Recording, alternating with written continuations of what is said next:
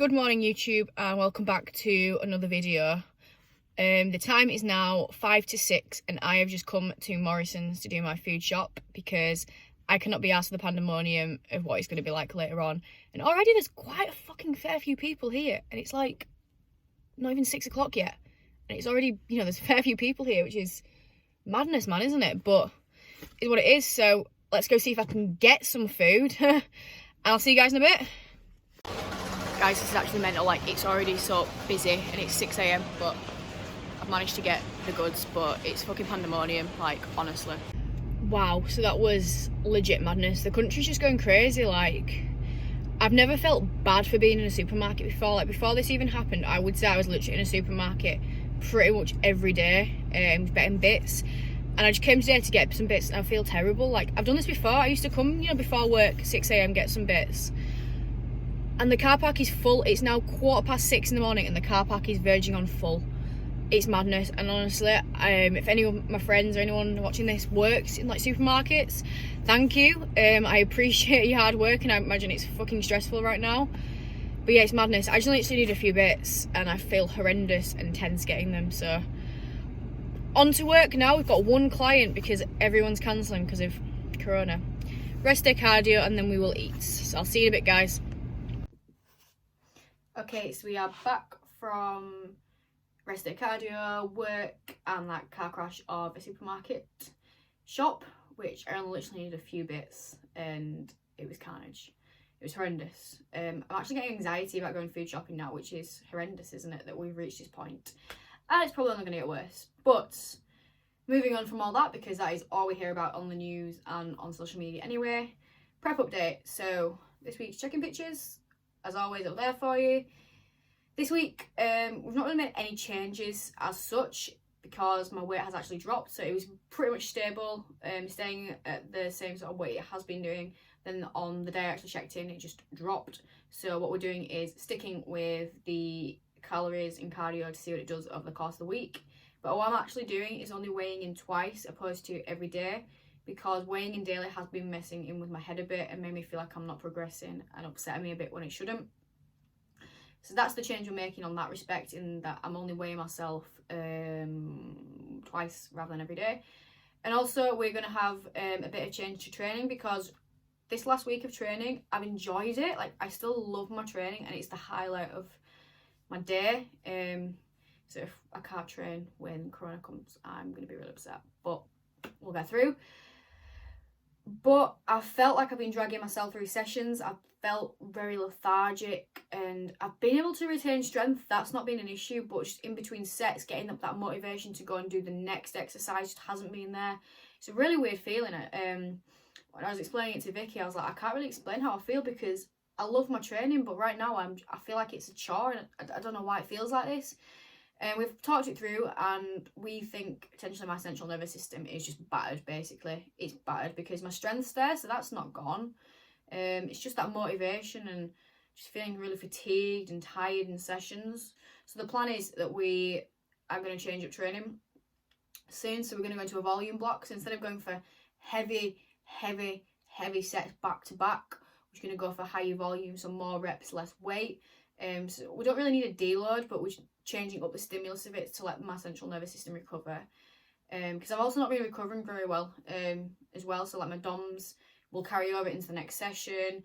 For example, I trained full body and then the day after I did legs. And the day I did legs, my hamstrings were fried from literally a couple of sets on legs from full body. I did like 2 reps in my first exercise and they were already killing me. So hopefully that will... Oh my god, I just totally lost my train of thought. Can I call this prep brain yet?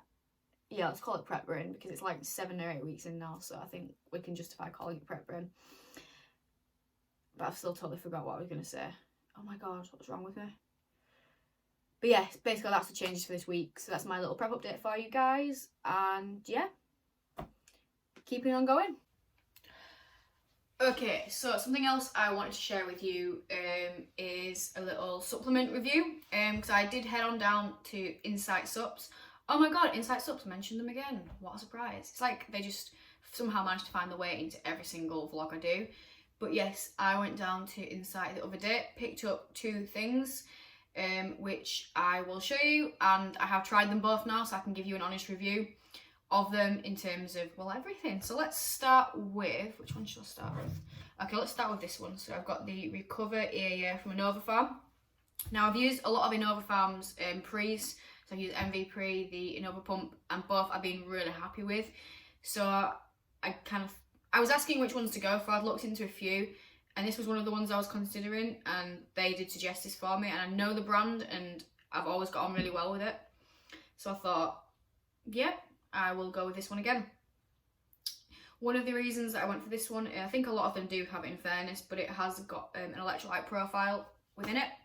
I use electrolytes intra-workout anyway, and I was running out, so I thought, well, I wanted to invest into an EAA for quite a while now, so, which, if you're not familiar with, is just essentially amino acid, basically. So yeah, let's just give you a bit of a review on this. Obviously, with like your EAAs and things, you don't really sort of like notice a difference, so to speak, with using them, because you've got your hydration complex from, what's wrong with me? Like, what is actually wrong with me today? The hydration complex from the electrolytes, and obviously the EAAs, it's what's happening internally, so it's helping with protein synthesis, preventing muscle breakdown, all that jazz. So you can't feel that happening. So obviously from that respect, I can't say that I've felt a difference using it, if you get me. However, in terms of the hydration aspect, great, but I was using the electrolytes anyway, so not really a difference. But the taste on it is phenomenal. I did ask a few people, and people suggested this one to me. The only way I can describe it is kind of like J2O. It's probably the best way I could. It tastes amazing. Like, honestly, it's lush, so good. So if you are going to invest into an EAA, Innovafarm are fab. All the products they do, and this flavour, OMG flavour, it's amazing. Like, it's OMG, it's fab. So yeah, happy with this one, and using this intra during my sessions now. So on to the next one, we have got Reignite Foresight Nutrition, which is the sister company of Insight. I heard really good things about this, and I wasn't planning on investing into a pre, but I just thought, why not? Let's go for it. Especially because they released the new flavour, the choppy candy flavour, if you can see that. And again, this is another pre. Well, a lot of pre's taste like shite. Like, you just have to neck it down. It's disgusting, isn't it? But has to be done. This is another pre that does actually taste like the Innovafarm products. Amazing. Like, I enjoy sipping on this, drinking it. Again, to be honest, it's quite similar in that it's sort of like mango,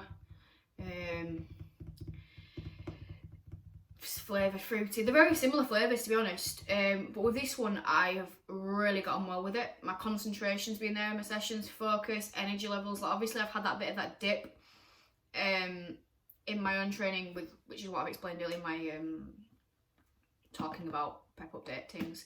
But no, honestly, it's really so good in terms of when I have actually felt on it, the energy it's given me and the motivation to train and feeling just all around on it. That's probably the best way I can describe it without feeling off my head. This is the one. And I can actually use this one as well, being an actual athlete, because there's quite a lot of ingredients banned in a lot of pre-workouts. This one is fine. So I probably will be using this as a staple stimulant-based pre throughout my contest prep, to be honest. I will definitely be restocking up on it when I do eventually run out.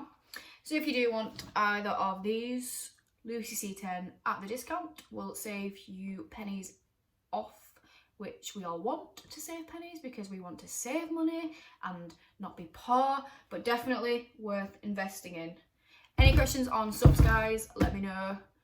Drop them in the comment, drop me a DM, slide into the DMs. And yeah, just thought I'd update you on the goods. Thumbnail. I'm gonna go now because I'm being weird. See you in a bit. So, as I mentioned in my last video, as well, I said I'd do a little sort of Q&A about prep. Every sort of 5 weeks, do a little Q&A about how my prep's going, if you've got any questions about my prep, to get them in. So I did put that on my Instagram story. And I got quite a few, especially with everything that's going on at the moment. With shows being cancelled, postponed and all that jazz. So I'll come to that one last actually. So I'll start with the hardest thing so far about prep. Now, in all honesty, in terms of like my diet and training, it's not been hard yet because my calories are still pretty high, especially on a training day. My cardio is not very high at all. So in that aspect, have I really felt hungry?